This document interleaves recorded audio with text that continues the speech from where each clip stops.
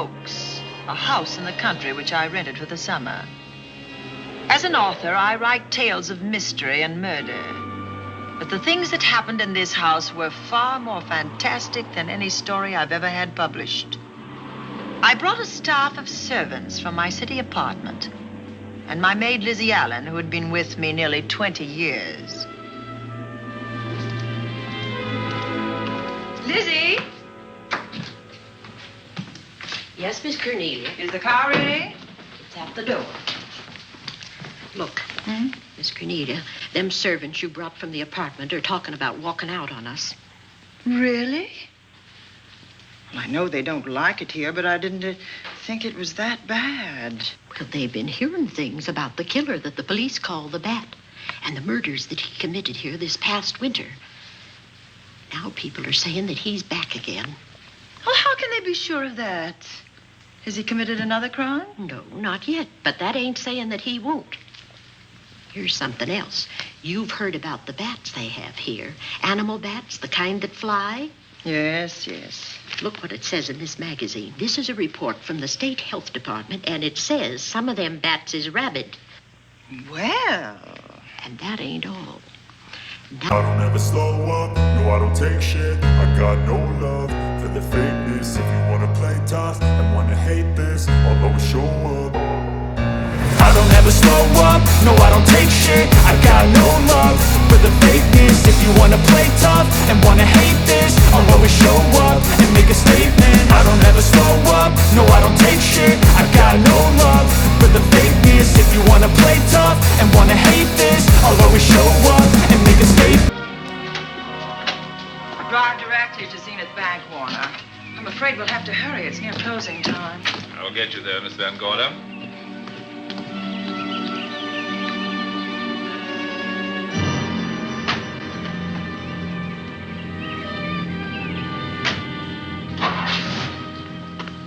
Thanks again. Miss Van Gorder.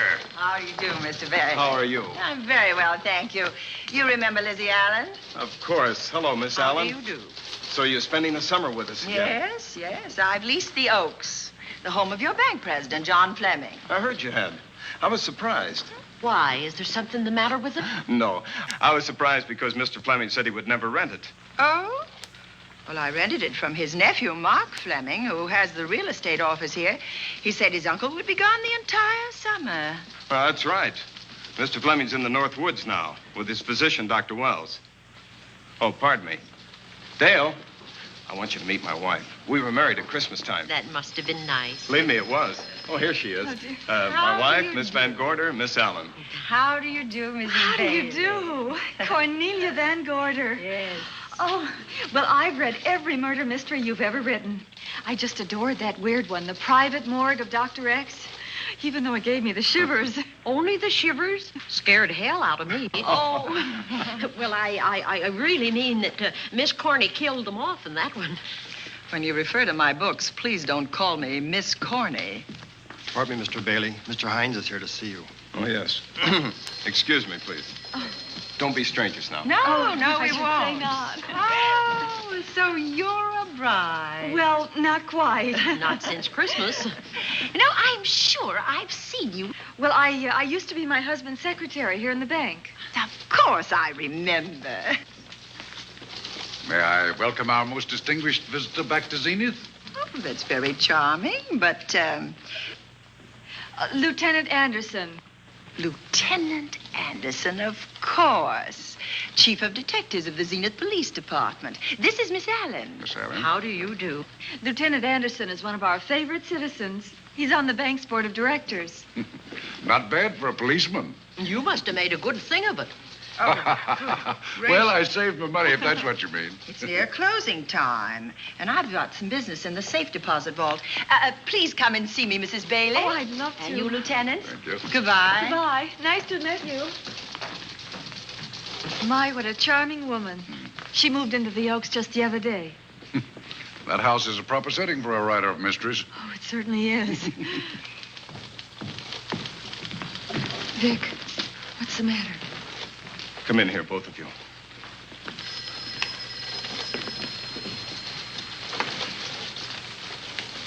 Andy, we're in trouble. Wendell Hines came in to pick up $350,000 worth of bonds that we were holding as collateral for a loan. They were kept in our special vault. Mr. Fleming and I are the only officers of the bank who have access to that vault. So? The Hines bonds are gone. That's not all. Other negotiable securities are missing. From what I can gather, short of a careful check, the bank has been looted of over $1 million worth of securities. You'll have to notify Fleming. I wish I could talk to him. Unfortunately, he and Dr. Wells are deep in the woods. They can't be reached by phone.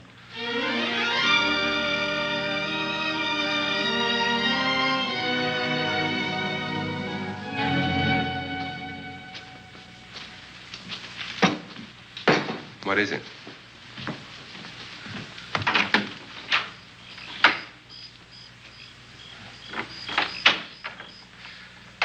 I thought I heard someone on the path coming from the lake. Had an idea it might be that guide of ours. Oh, Sam won't show up until morning. It's a 20-mile canoe trip from here to civilization.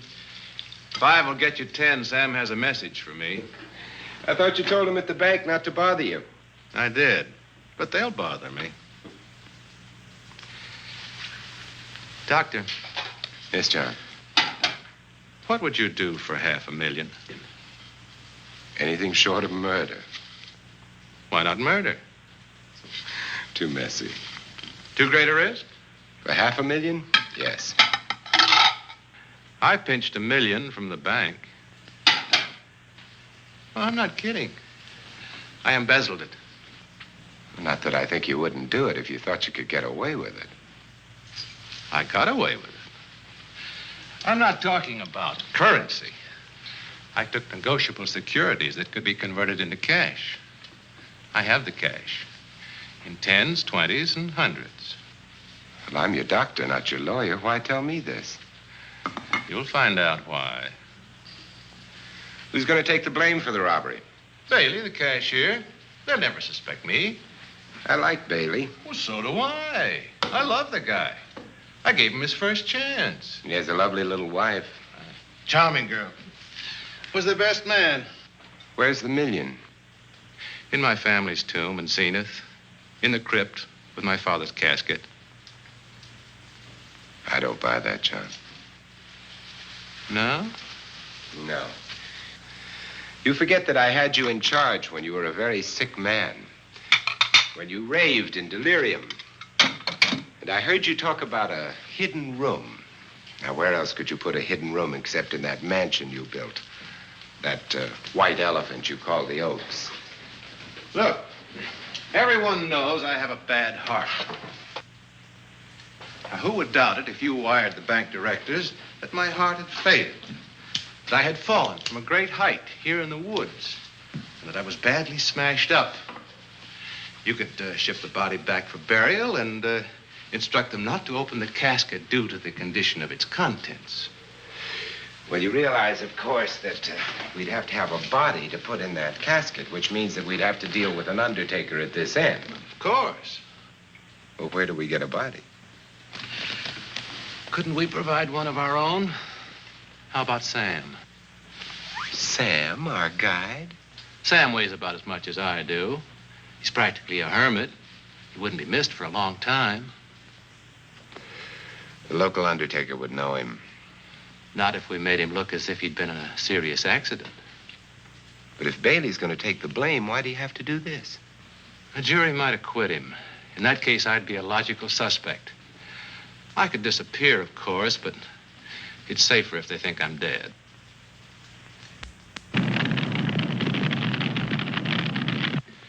What if I don't go for this deal? In that case, it would be too bad. You mean you'd kill me? What else could I do? Now that I've told you about the $1 million, I'd say you were shot in a hunting accident. Now, look, Doctor, if you can find another body instead of Sam's, it's all right with me. There's $500,000 in it for you. I'll do my best. I smell smoke. So do I. What's that noise? Look, Doctor, the woods are on fire. coming this way. We've got to get out of here. Out the back way. We will. As soon as I provide that body we were talking about.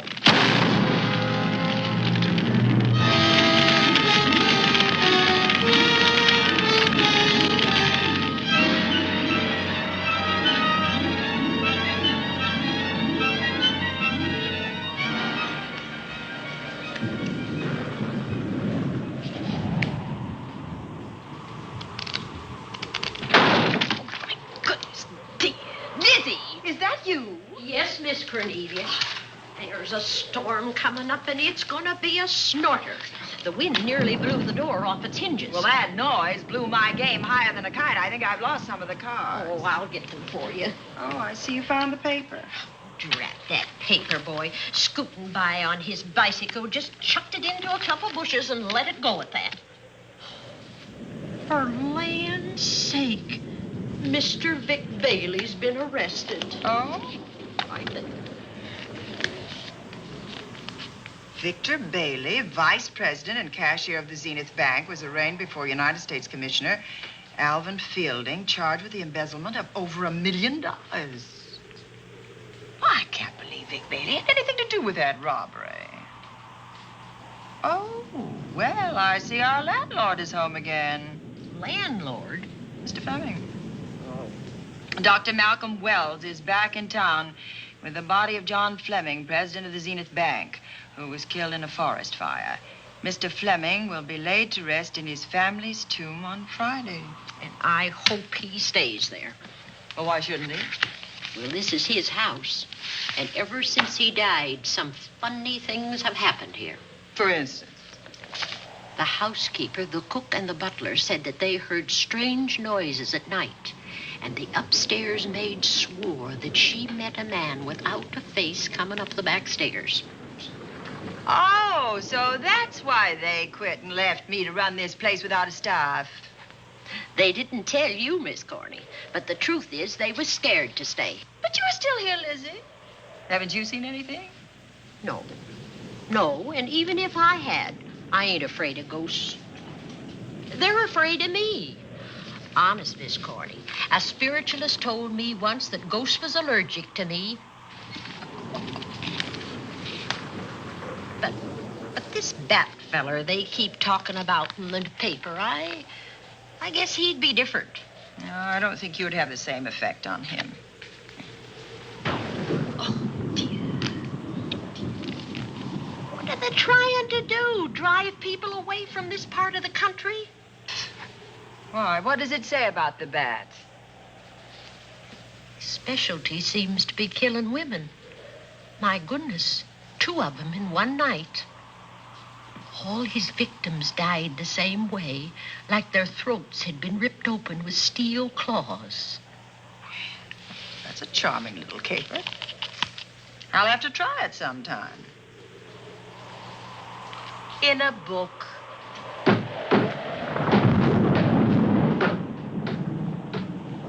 That ain't nothing, just something bumping against the house.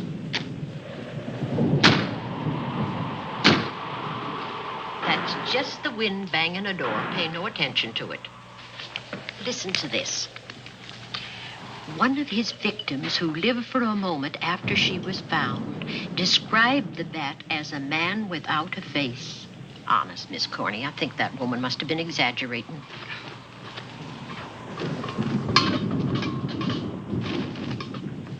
That's just that heavy tapestry at the top of the stairs. I know. I've heard it before on a windy night.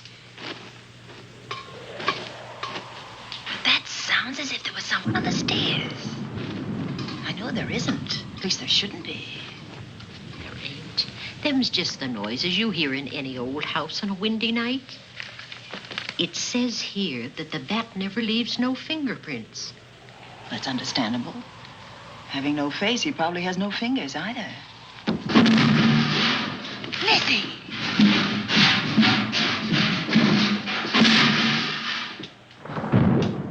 And that, I suppose, is the cat dropping its dentures.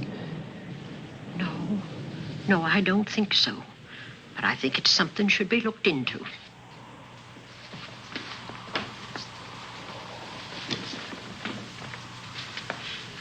Now, who chucked him down here? The wind, I hope. There must be a window open up there. No, Lizzie. Let him lay. Let him sleep it off. I hope the power lines don't go down, put the lights out. Now, we'll check the windows in the living room and draw the curtains, and then we'll go to bed. Yes, ma'am.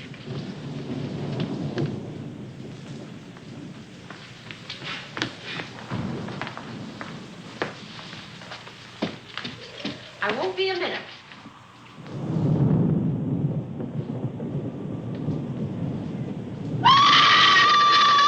Gordy! Oh! What's that?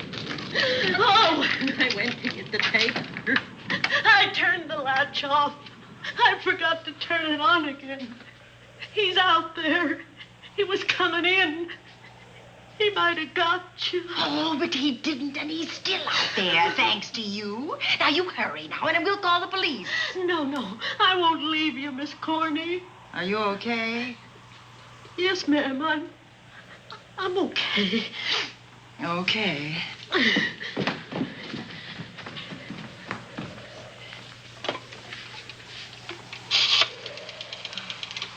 Operator? Give me the police department, please. Zenith Police Department. This is Cornelia Van Gorder. I'm living at the Oaks. We know about that, Miss Van Gorder. Just a moment ago, a man tried to force his way into this house. You're not alone there, are you? What about your servants? Well, I have none except my chauffeur, and he's away. He won't be back until the morning. Now, there's only 2 of us here tonight, and we're going to lock ourselves in my room. Now, if any of your men see anything, will you have them call me? I'll send officers over there right away. Oh, thank you very much. Come on, Lizzie. We're going to sleep in my room.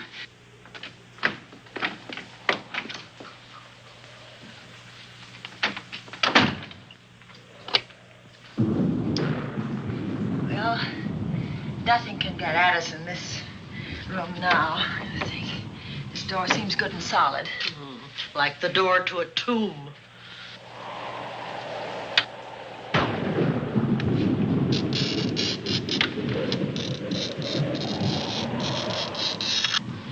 I think that couch will be comfortable.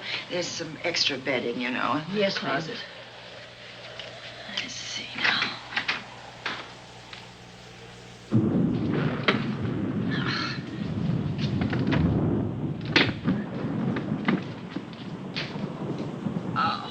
Huh?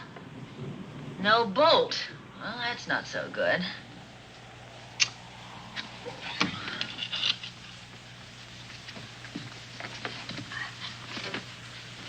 What's that for? That, my good woman, is a booby trap. If anybody tries to open this transom, this will be knocked off, and we'll hear it fall.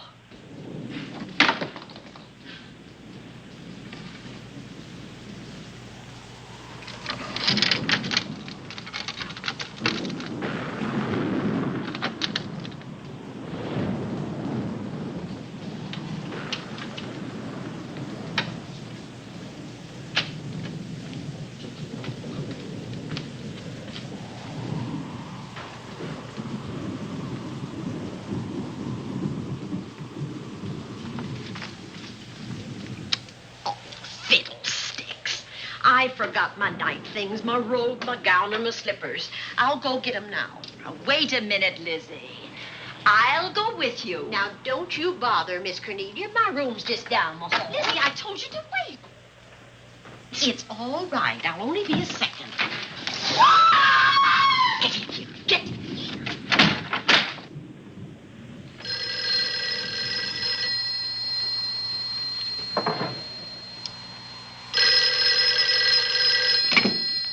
Yes? Miss Van Gorder? Yes? Zenith Police Department. There's a police car just outside your house, and the officers in it have reported that there's no sign of a prowler anywhere on the grounds. Well, the man's inside now. He's in the hall, just outside my bedroom. Have your men break through the kitchen door and search this place from top to bottom. Okay, Miss Van Gorder. Sit tight. I will. I have a gun, and I know how to use it.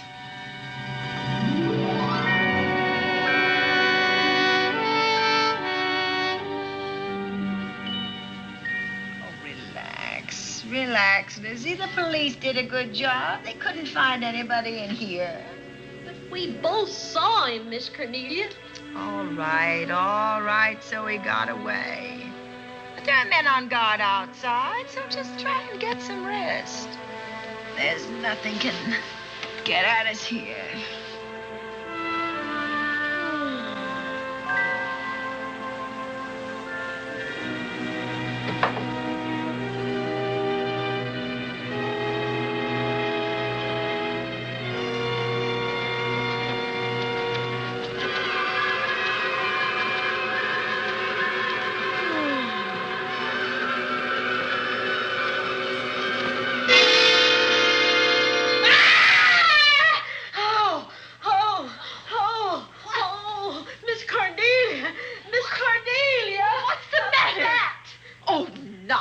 You've had a nightmare. Maybe I did.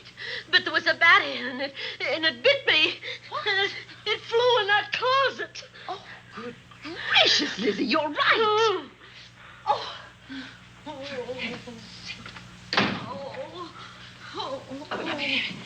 Yes.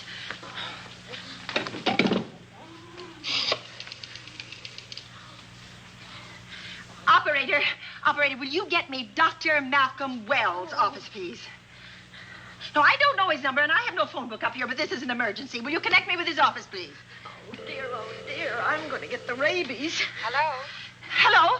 Dr. Wells' office? This is a call service. Dr. Wells is out at the moment, but if you'll give me your name and number, I'll try to locate him. Well, this is Miss Van Gorder of the Oaks. My maid has just been bitten by a bat that may be rabid, and she must have treatment as soon as possible. And I was told that Dr. Wells was the nearest physician. I'll try to find him for you, and if I can't, I'll send you another doctor. Oh, well, thank you very much.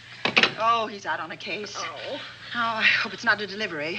A baby, I mean. They can be terribly complicated. It never bothered me none. Oh, Lizzie, you never had a baby. Of course I didn't. That's why they never bothered me. Oh, does it hurt, huh? A little.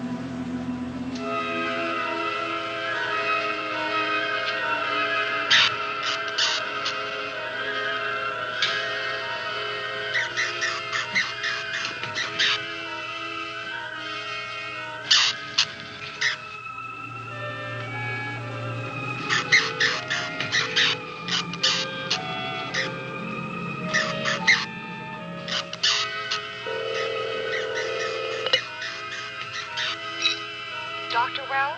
Are you there, Dr. Wells? Are you there, Dr. Wells? This is the operator. Your call service is on the wire. It's an emergency. This is Dr. Wells. This is your call service, Doctor. Oh, hello. I was just doing an experiment. I left the receiver off. That's what I thought, but I kept trying. Miss Van Gorder at the Oaks called and said that her maid had been bitten by a bat, and she's afraid it might be rabid. What? Oh, all right. Tell her I'll be right over there.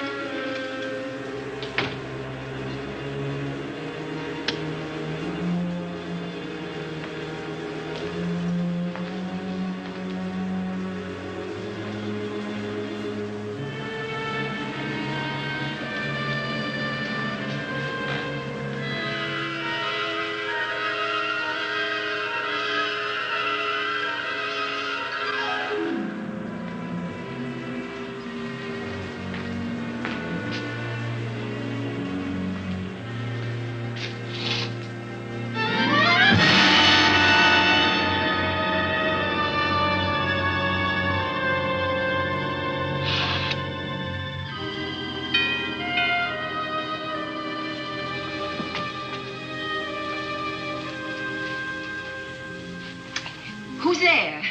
Dr. Wells. Come in. Good evening. Oh, I'm so glad they found you, Doctor. Well, I reached my office shortly after you called. How is your maid? Is she in any pain? No, she doesn't seem to be. Did the bat get away? No, I believe it's still in my bedroom. Oh, good. I'll want to examine it. There you go, Miss Allen. Now you feel better? Doctor, have I got the rabies? Well, I can tell you better after I've examined the bat's brain under a microscope. That thing's got a brain? Oh, you'd be surprised. Well, where is it? I think the little darling is in that closet. Oh. You know, it's a pity you leased this house, Miss Van Gorder. Why a pity? Well, my dear lady, I don't want to alarm you, but... Oh, well, after tonight, nothing can alarm me. Yes, I understand. It must have been terrifying. So many unexplainable things have happened here. There's something about the place. Your servants must have sensed it when they walked out on you. An apprehension of disaster. Well, let's see. Aha! Yes. There he is. All right, now. Take it easy. Nobody's going to hurt you. Quiet now. Quiet.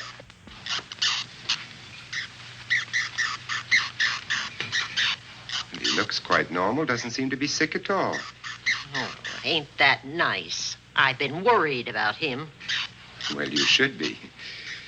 From his appearance, I'd say that he doesn't have any infection. In which case, you've had a narrow escape. Now, you take one of those tablets I left for you, and I'll guarantee you a good night. And I'll drop in on you tomorrow. Oh, thanks for everything, Doctor. Now, don't worry, I can find my way out. Oh, I know you can, but do let me help you. Oh, don't forget that once I'm gone, you'll have to climb those stairs alone. Oh, I'm all right. I'm armed now. Can you shoot one of those things without shutting your eyes? Oh, Doctor, there are guns in every book I've ever written. I don't write about things I'm unfamiliar with.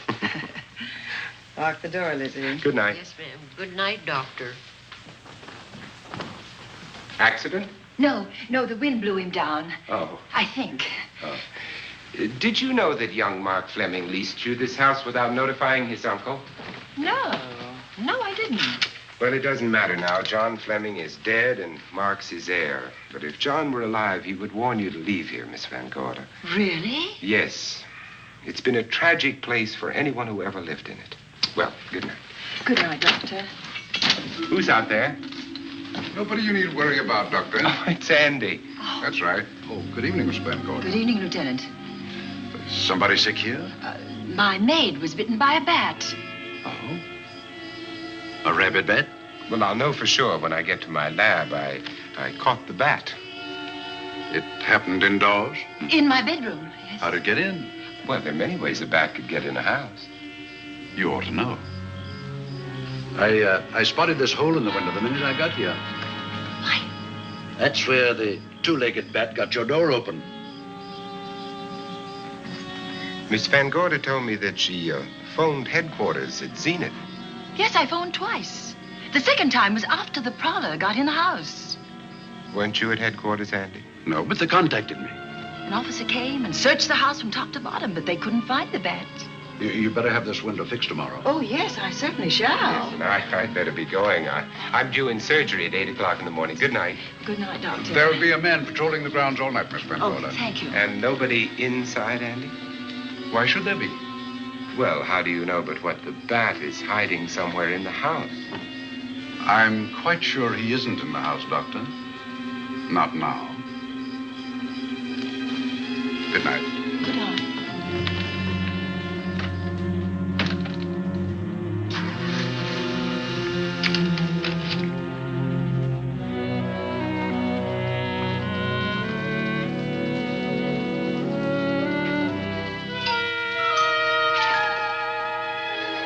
Hi, Andy.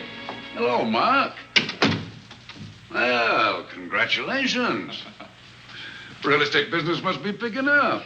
New office, new furniture. New deal. How do you like it? Looks expensive. Are you squandering your inheritance? Oh, I haven't got it yet. Well, the paper says John Fleming left his entire fortune to you. Funny thing about that entire fortune is that we can't find it. No kidding. Oh, all Uncle John had in his bank account was a couple of $100. And his safe deposit box was empty. If we don't find that missing million, mine will be empty, too. How come? Well, all my savings were invested in Zenith Bank stock.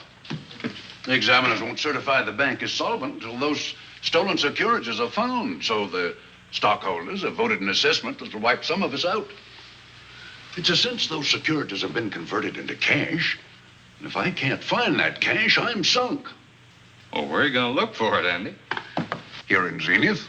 Your uncle wouldn't take $1 million on a hunting trip, would he? You suspect Uncle John? Why, Andy, he founded the Zenith Bank. That'd be like robbing the family tomb. You think he wouldn't? Well, besides, Vic Bailey's fingerprints are all over the vault. Now, they didn't find any of Uncle John's fingerprints. Because he wiped them off. Can the defense prove that? They'll try to. Judy Hollander, Bailey's secretary, is a defense witness. And they believe her testimony will have a powerful effect on the jury.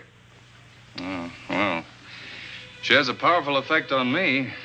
Judy's a doll. Here's the book you mentioned, Judy. It's your newest one. Yes, it's just been published. You can have that copy if you wish. Oh, it's a first edition and you've signed it. Yes, of course. Thank you so much. May I serve tea now, Miss Van Gorder? Yes, please do, Warner. Thank you. Well, I see you've engaged new servants. Yes, of course. Well, how did you persuade them to live in this house? Well, Jane Patterson, my new housekeeper, knows this house better than you do, Doctor. Oh? She worked for John Fleming. And Warner was my chauffeur. Chauffeur turned butler? Yes, it's incredible. He can play any part at a moment's notice. Did you get a plumber, Warner? No, we can't get a plumber for 3 days, madam.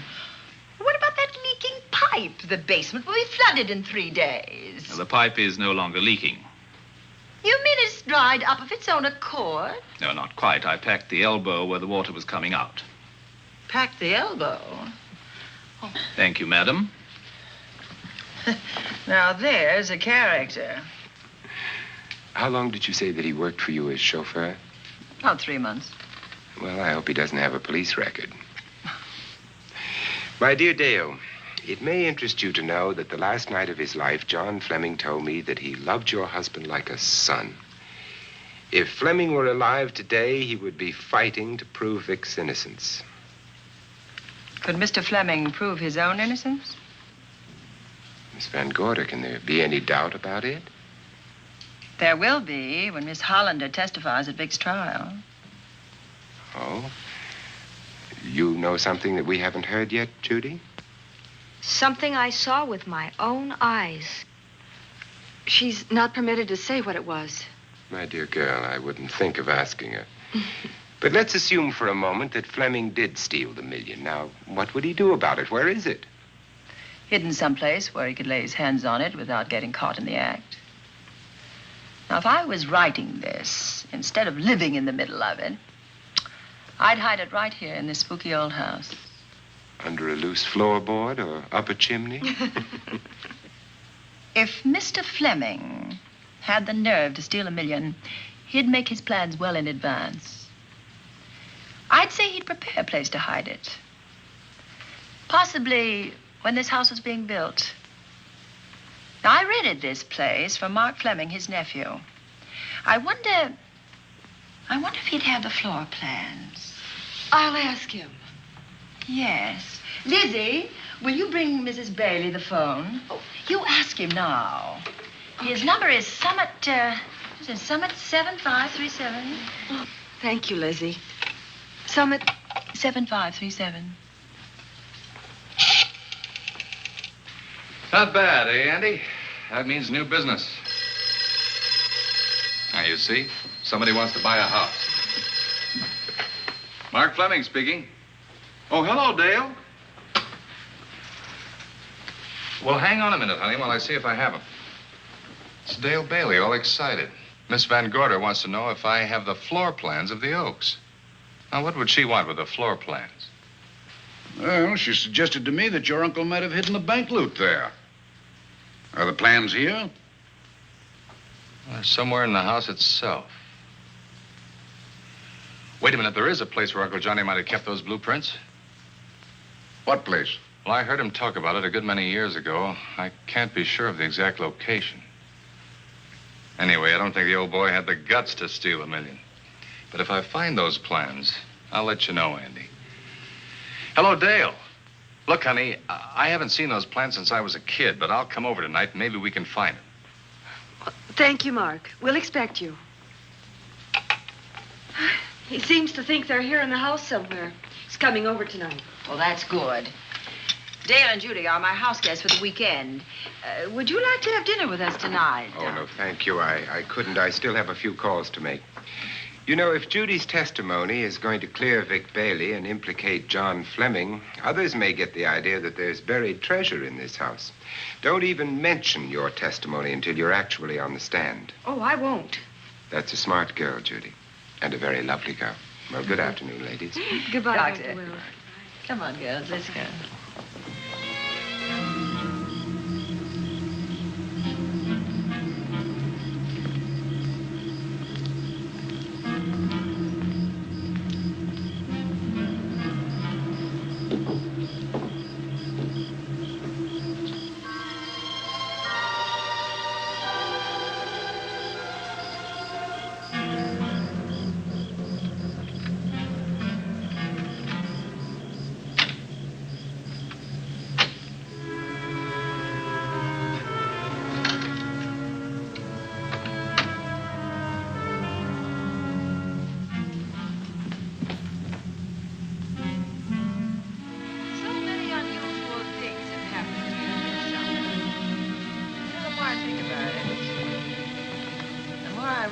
I should be putting them down on paper.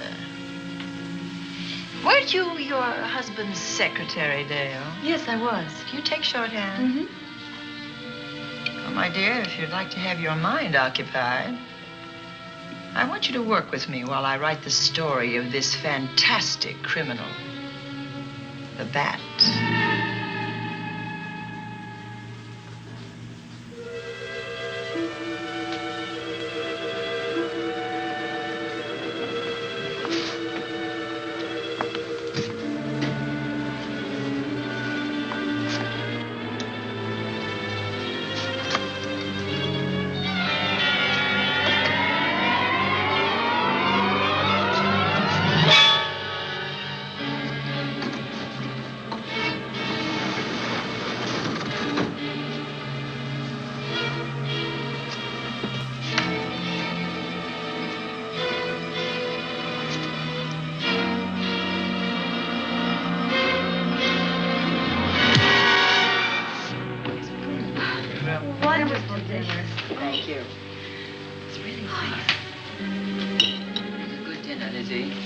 Wonderful. Oh, what a lovely piece of silver. It's an original, isn't it? Yes, they still use them in England for buffet breakfasts. Some hot water in the bottom. You should keep as hot your sausages and your scrambled eggs. Interesting. It's very useful. Really nice.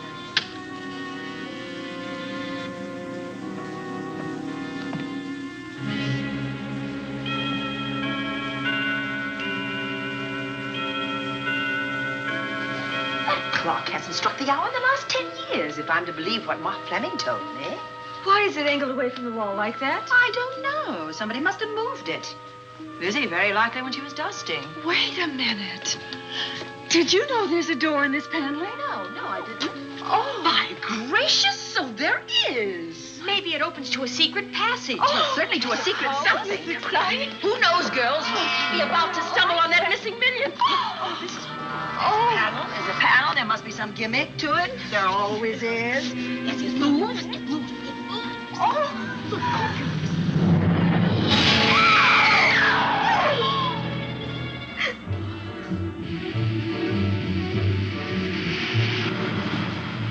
Calling car 11.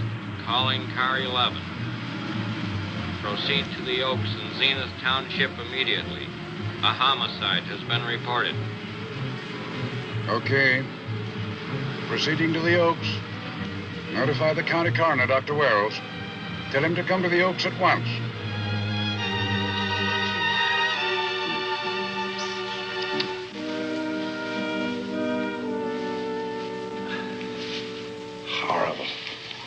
His throat has been torn by some creature with fangs or claws.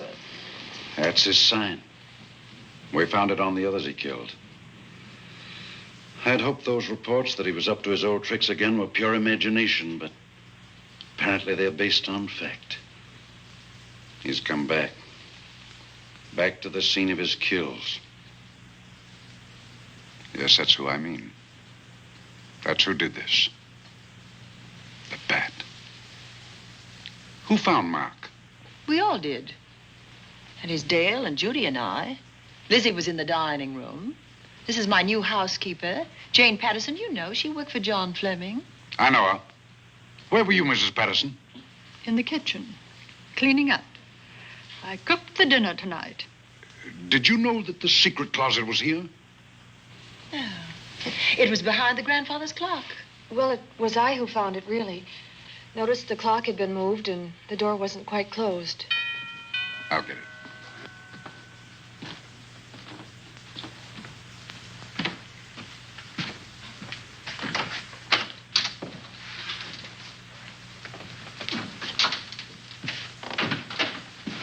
Who is it?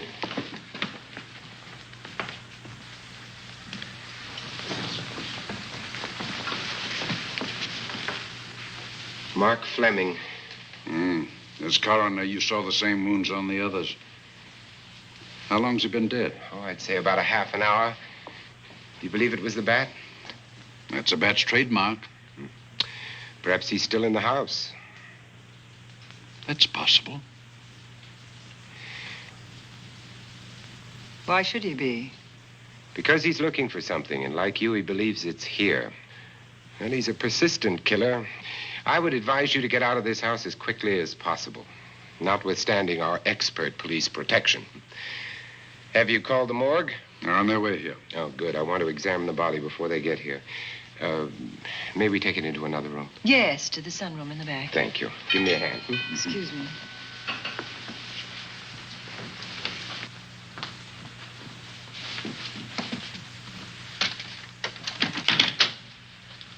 Oh, Warner, where have you been? Well, madam, has been an accident? There's been a murder. Mark Fleming, the young man from whom I leased this place, was killed here tonight. They know who did it? Well, they believe it was the bat. I'm sorry I had to use the front door, Miss Van Gorder, but I forgot my keys, and when I rang the bell at the kitchen door, there was no response. Oh, this is Warner, Lieutenant. He's my butler. He was my chauffeur. Why'd you promote him? But it's very difficult to find a butler. They don't like service in the country. Have you been a butler before? I've served in many capacities, sir, but this was my night off, and I forgot my keys. I heard that part. What time did you leave the house tonight? Oh, about 6:30. I had dinner at Wiley's Roadhouse. Can you prove where you spent the rest of the evening? I can try. Try hard. And don't leave the house. I'll get to you later. Very good, sir. I shall be in my room, Miss Van Gorder, if you need me. Yes, Warner. Surely you don't think he's... Warren and I have met before. I can't recall where or when, but I will.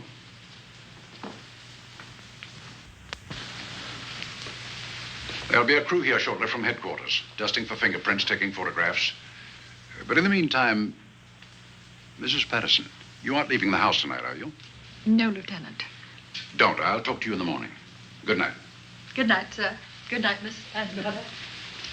Dale, I was with Mark Fleming this afternoon when you talked to him about the floor plans of this house. I heard him tell you he was coming here tonight. Dale called him at my request. She told me he was coming. Who else heard her tell you that? Judy, Lizzie. And that nice Dr. Wells. Dr. Wells. There are few killers who kill for the fun of it.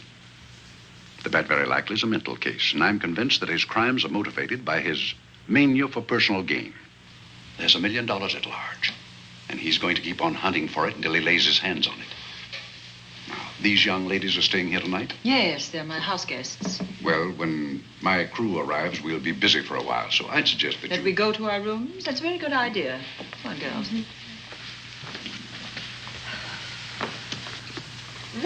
police guard for this house tonight, Lieutenant. You've got one.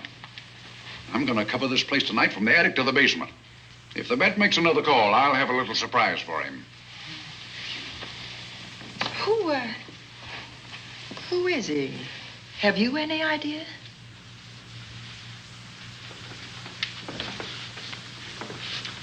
He could be anybody.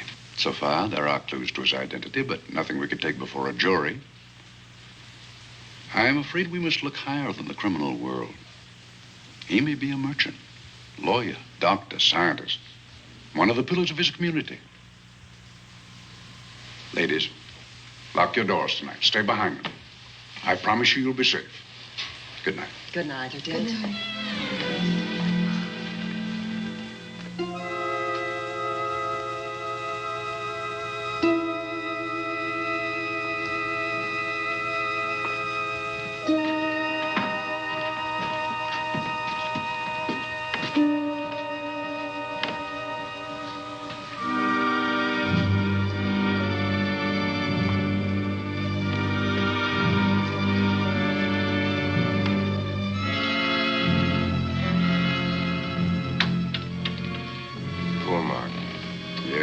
Pity.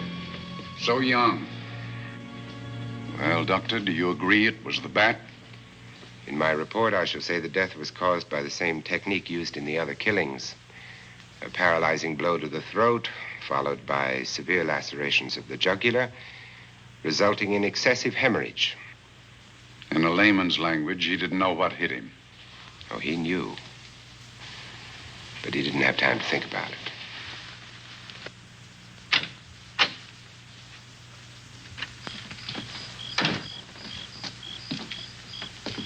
Staying here tonight, Andy? Well, until I check the doors and windows, but I'll be back bright and early in the morning.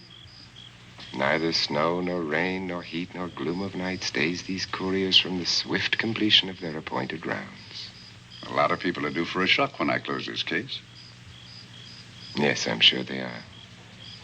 Good night, Andy. Don't get hurt. Good night, Doctor.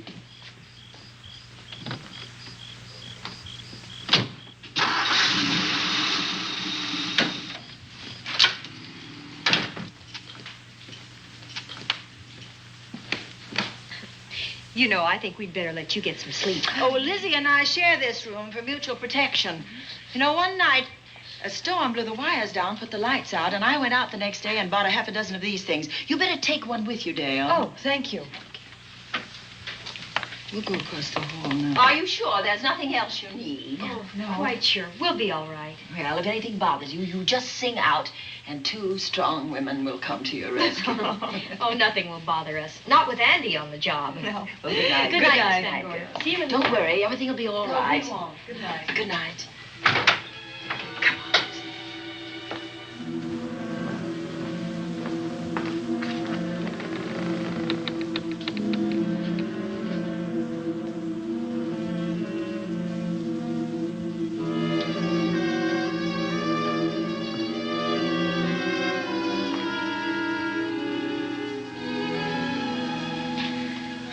I don't think I'll sleep tonight. Me neither. All I can see is poor Mark Fleming staring at us. I thought that when people died, their eyes closed, as in sleep. Don't think about it. I'll bet you're thinking about it. No, I was thinking of my poor husband sleeping in jail tonight. Oh, Judy, I love him so much.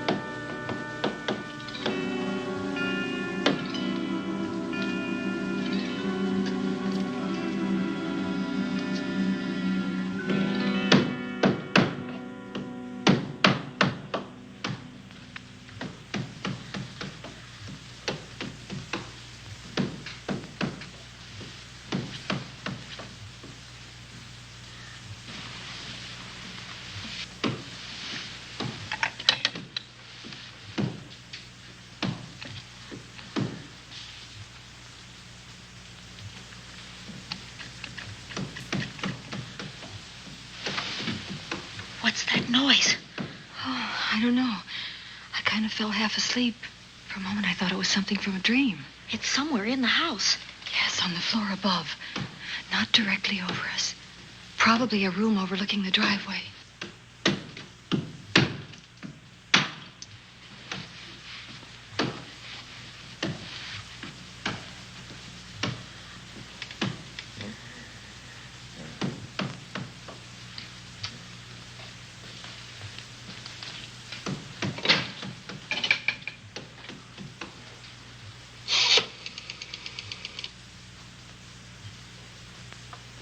Should we call Miss Van Gorder? She'll hear it. How can she help but hear it? Oh, besides, we don't want her to think we're a couple of hysterical women. Well, I'm about to become one. Oh, I've dear. had it for one night. Dale, you're not going out in that hall. I want to know what's happening up there. But Lieutenant Anderson said if we stayed behind our locked doors, we'd be safe. Vic isn't safe locked up in that jail. Suppose that stolen money is in this house. Mark Fleming seemed to think it was. Maybe that's what somebody's looking for. For heaven's sake, don't you hear that awful noise up there? Now, Lizzie, you've just got to stay awake. The house phone and the outside phone wires have been cut, and we can't get help. Where's that policeman? Oh, I don't know. Something must have happened to him. Now, go on, get on your robe. Oh, Dale, please don't go up there. I've got to. Think what it could mean to Vic. Now, you stay here. Oh, no. If you go, I go.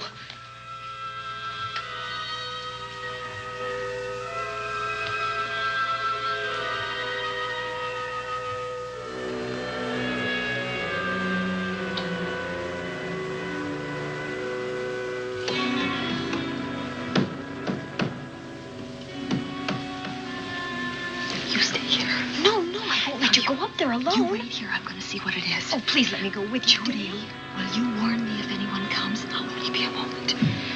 Now, wait.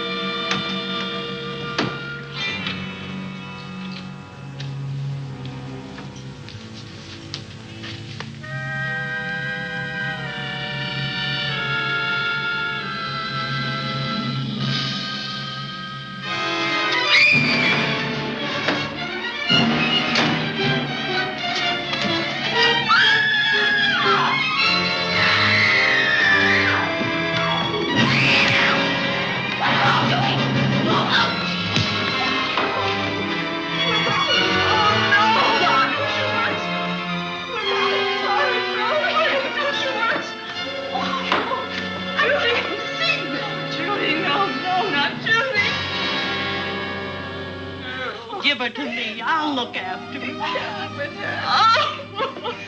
Poor baby.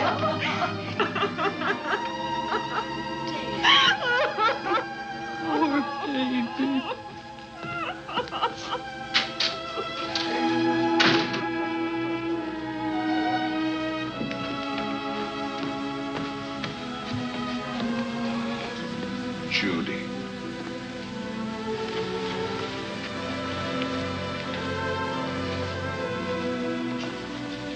The bat. Yes, the bat. He caught her at the head of the stairs. We saw him rushing down the stairs as we came out of the room. I hurled that after him. I hit him, I believe. I'm going to cover this place from attic to basement, you said. Well, what were you covering when that poor child was murdered? Where were you? I saw a man outside in the grounds. I went out there and hunted him. I heard him in among the trees, and so I followed the sound of him as far as the brook down near the back road. And then I lost him. I'd rather give my own life than have this happen to Judy. But I told you to stay in your rooms and lock your doors and stay there. What was she doing at the head of those stairs? That was my fault. They heard a strange noise. Heavy pounding in one of the rooms on the third floor. We all heard it. I wanted to see what it was. Judy, I wish she wouldn't let me go out by myself. I made her stay on the balcony. What about your new butler? Oh, well, he's in his room, I suppose. Oh, Mrs. Patterson. Oh, yes. Did you know what happened here? No, sir, but I heard the screams. I went to call Warner. We have rooms on the same floor, but he wasn't in his room.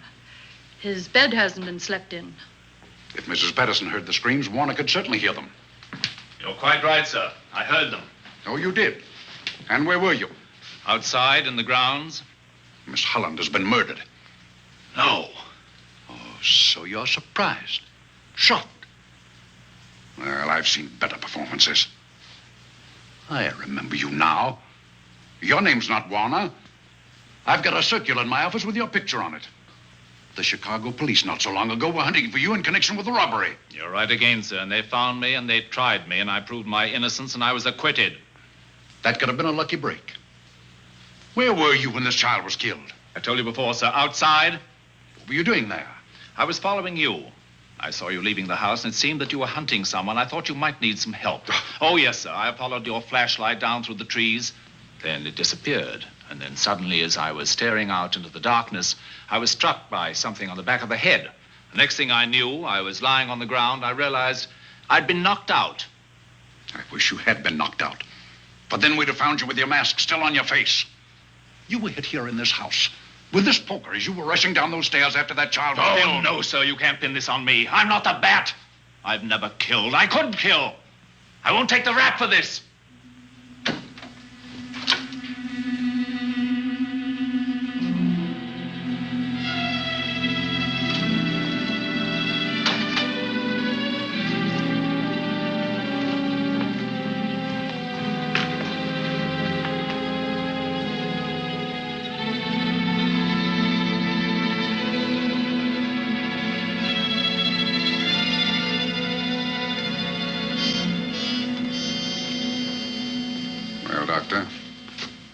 Another case for the county coroner.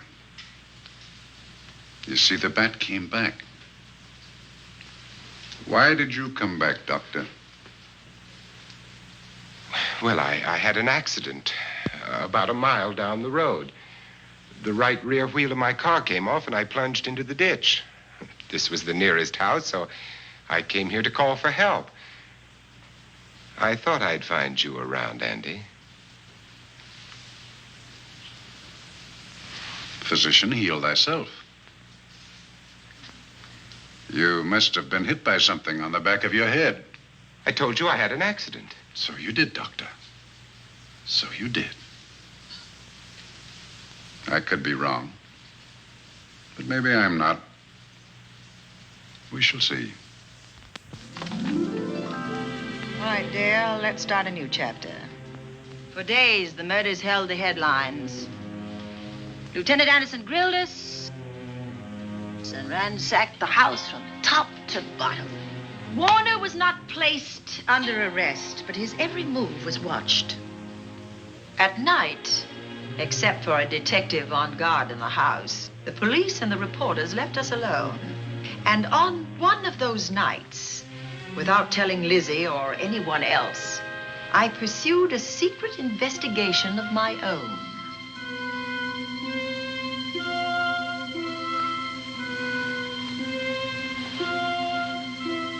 It was in an empty room on the 3rd floor where we kept our trunks and other things.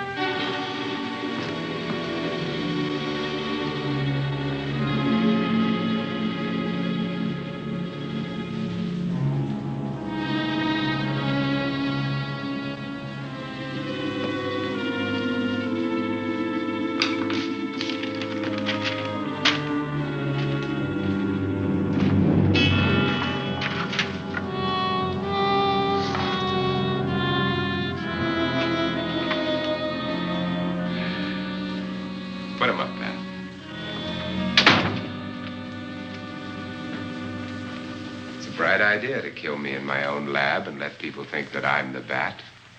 But you had to kill me first. What was it to be, ambush? And clever as you are, you're not smart enough to do that. Nor were you smart enough to find the money, though you came quite close to it. But I know where it is. And when you're dead with that sign pinned on your chest, I'm going to collect it and live happily ever after. He destroyed himself. How true that will be. Well, goodbye, Bat. Here's a serum that will heal you whether you're rabid or not.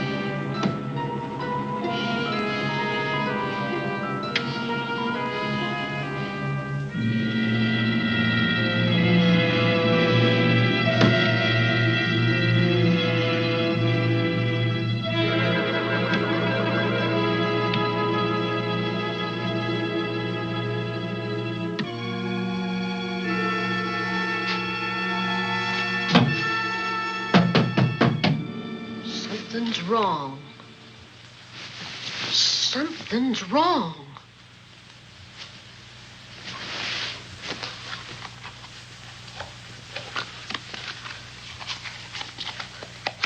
Miss Cornelia!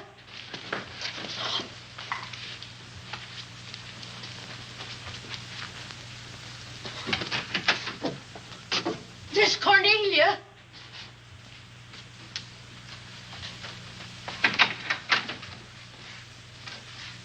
Now, where would she be going at this time of night?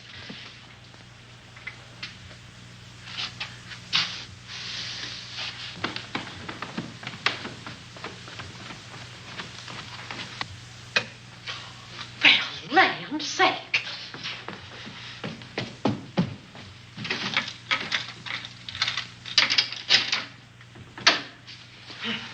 I never. Oh. Mr. Davenport. Mr. Davenport. Oh, a fine thing. The door unbolted, the chain off, and you asleep on the job. Wait till Lieutenant Anderson hears about this. Come on, wake up. What's the matter with you? I don't know. My head hurts. My whole body's numb. Here, take a sip of this. Try to snap out of it. I'll be back in a minute.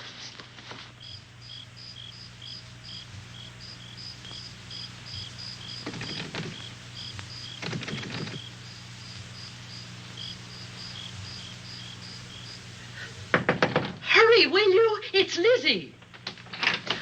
I'm terribly worried. I can't find Miss Cornelia anywhere, and something's happened to the policeman. I don't know what. Get Warner. Bring him to the drawing room. Tell him we need him.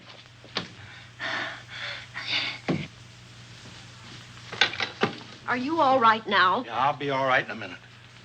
I remember now. I took a drink of wine from that decanter there. Miss Van Gorder told me to help myself. She wouldn't put nothing in it? Well, somebody did. Somebody who knew I was on duty here. Then it was somebody that got Miss Van Gorder. I can't find her anywhere. Upstairs, downstairs, or in the basement. I told the housekeeper to get Warner. Lieutenant Anderson will want to know about this. Hello. Yeah, this is Davenport at the Oaks. We've got trouble here. Well, for one thing, I was drugged. Yeah. but I must have been knocked out because the maid tells me Miss Van Gorder is missing. Well, you better call Anderson and let him know. He's not at home. Well, where is he? Out on a case? What case? Dr. Wells. What else did they tell you about it? Oh, hurry, will you? We've got to find Miss Cornelia.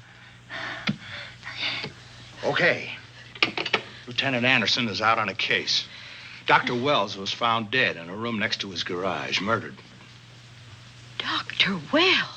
There's something queer about the killing of Wells, but headquarters won't talk about it. Lizzie, Warner isn't in his room. There's no sign of him anywhere. And I was supposed to keep an eye on that guy. Where's Miss Cornelia? That's what I want to know. Wait a minute. Didn't you say that the chain and the bolt were off of the front door? I certainly did. Well, maybe Miss Van Gorder went outside. Oh, she never would. We better look. I can't breathe. There's no air.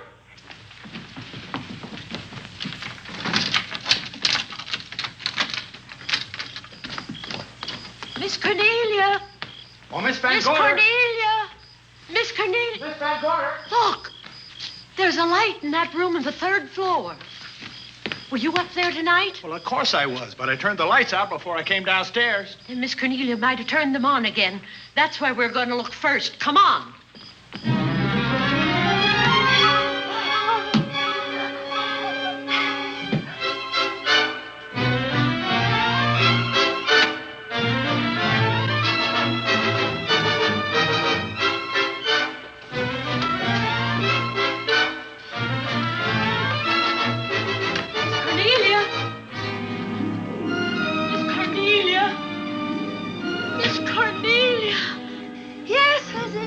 I'm here. Right here. Come to the mantelpiece. Here we are, Miss Van Gorder. What do we do now? Over the mantel, there are 5 panels. Strike it with your hand.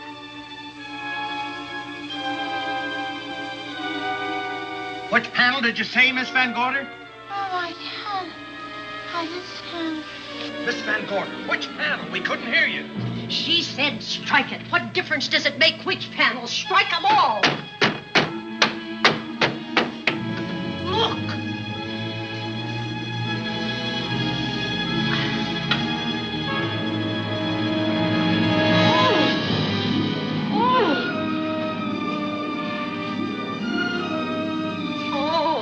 It's all right now. It's all right, dear. Lizzie's here.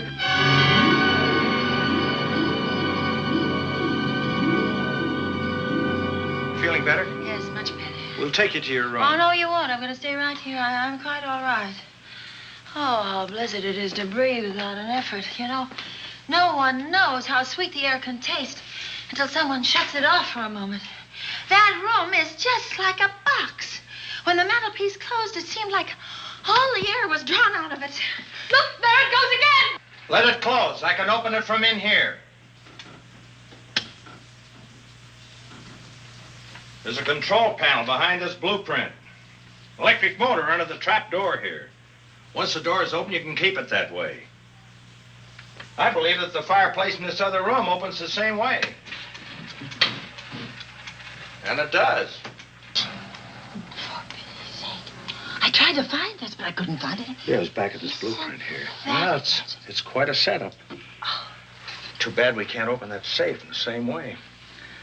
Take an expert to crack this box or a shot of nitro. Oh, maybe that's what the bat had in mind. Could be. Seems he's on the prowl tonight. Miss Van Gorder, Warner has disappeared. And Dr. Wells has been murdered. Dr. Wells? Lieutenant Anderson's on that case right now. Well, does he know what happened here tonight? They got word to him. He'll be here any minute.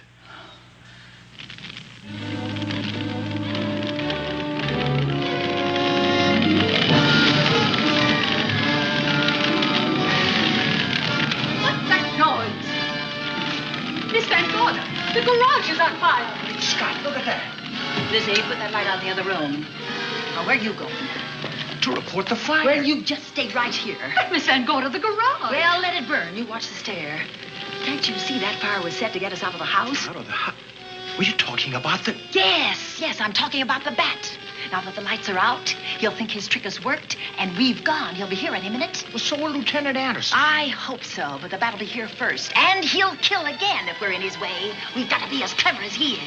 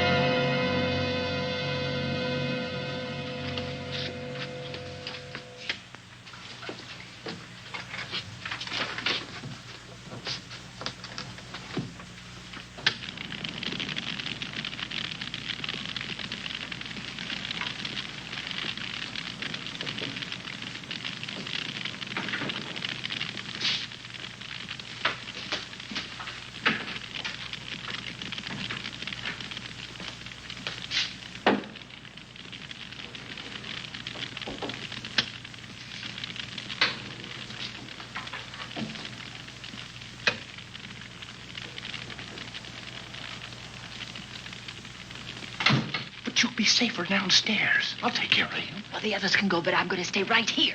All right, but get out of sight.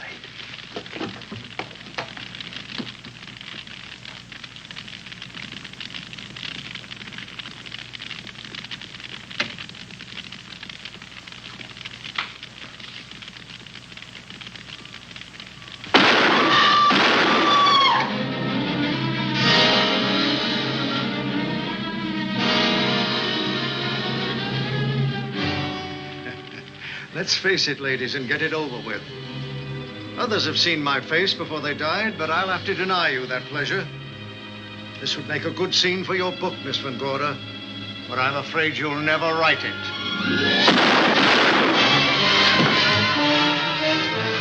That is Warner. I could tell. You misjudged me, Miss Ellen. Warner! I don't like being a murder suspect, Miss Van Gorder. I was headed for a plane, but halfway to the airport, I changed my mind and came back. I'm glad that I did.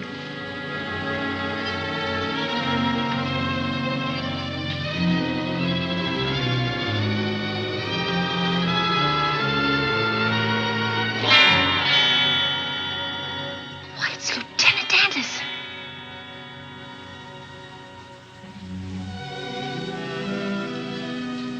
Yes, it was Anderson. He'd discovered the secret of the hidden room and was waiting to get into it and open up the safe. We found the money in it, a little over $1 million in tens and twenties and hundreds.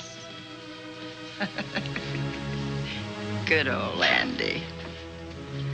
With all his ill-gotten gains invested in bank stock. It's rather a clever way to hide stolen money. In the open, as it were, and so respectable. But don't try it. No matter how clever you are, you can't hide murder.